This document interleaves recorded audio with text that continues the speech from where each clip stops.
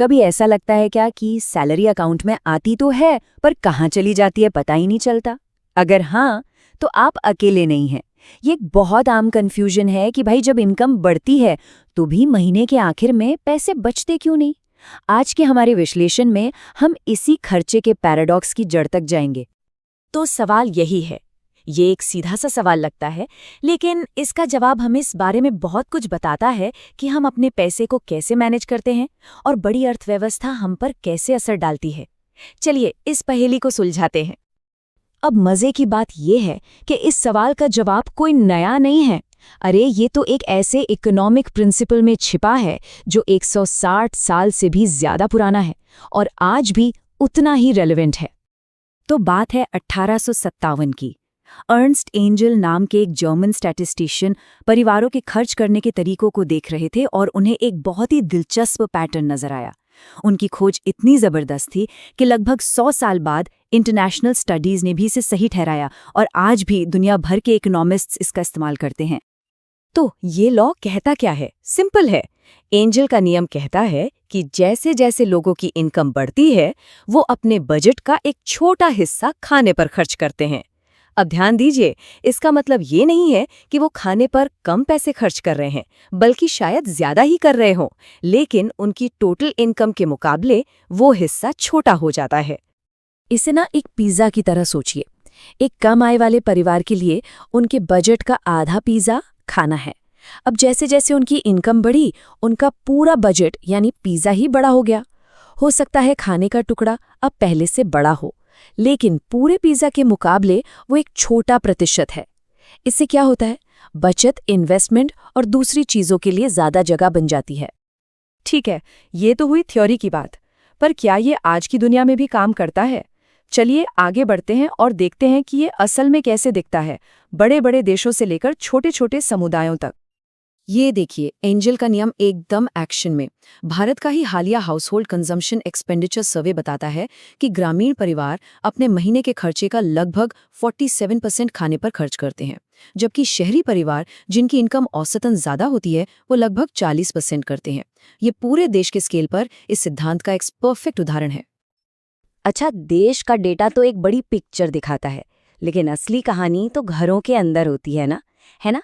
तो चलिए अब कर्नाटक के बागलकोट जिले में हुई एक माइक्रो लेवल स्टडी पर नजर डालते हैं। इस स्टडी में शामिल लगभग 79% परिवार या तो लो इनकम थे या लोअर मिडिल इनकम। ये जानना जरूरी है क्योंकि इसका मतलब है कि ज्यादातर लोग अपना बजट बहुत ही सोच समझकर चला रहे हैं। और यहाँ हमें बिल्कुल वही पैटर्न फिर से दिखता है। जरा इस चार्ट को देखिए। सबसे कम कमाने वालों के लिए सबसे बड़ा खर्चा है खाना, लेकिन जैसे जैसे इनकम बढ़ती है ये प्रायोरिटी बदल जाती है। खर्चा खाने से हटकर एजुकेशन, हाउसिंग लोन और सबसे जरूरी सेविंग्स एंड इन्वेस्टमेंट्स की तरफ चला जाता है।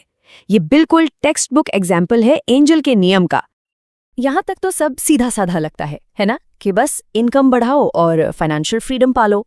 लेकिन कहानी में एक ट्विस्ट है, एक ऐसा फैक्टर जो इस सीधी सादी इक्वेशन को एकदम उलझा देता है, और वो है महंगाई।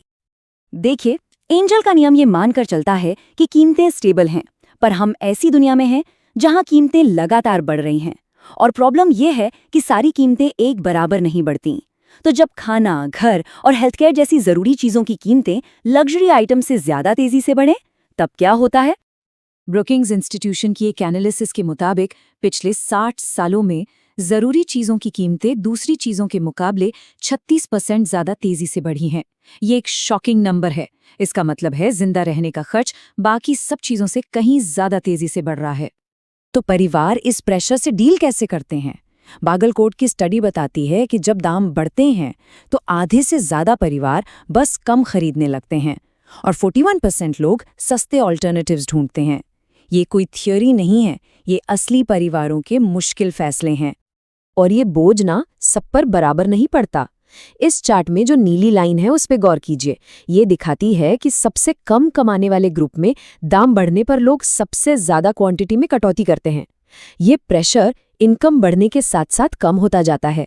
मतलब सबसे गरीब परिवार ही सबसे ज्यादा पिसते हैं, जिसका सीधा असर उनके न्यूट्रिशन और वेलबींग पर पड़ सकता है। तो क्या ये सिर्फ मैथ्स की प्रॉब्लम है? कम इनकम और बढ़ती कीमतें, या इसमें कुछ और भी है? कुछ एक्सपर्ट्स का तर्क है कि ये हमारे सोचने के तरीके, हमारी मेंटालिटी से भी जुड़ा है। ये एक बहुत ही सीधा और साफ दृष्टिकोण है जो एक पॉपुलर यूट्यूब चैनल से लिया गया है।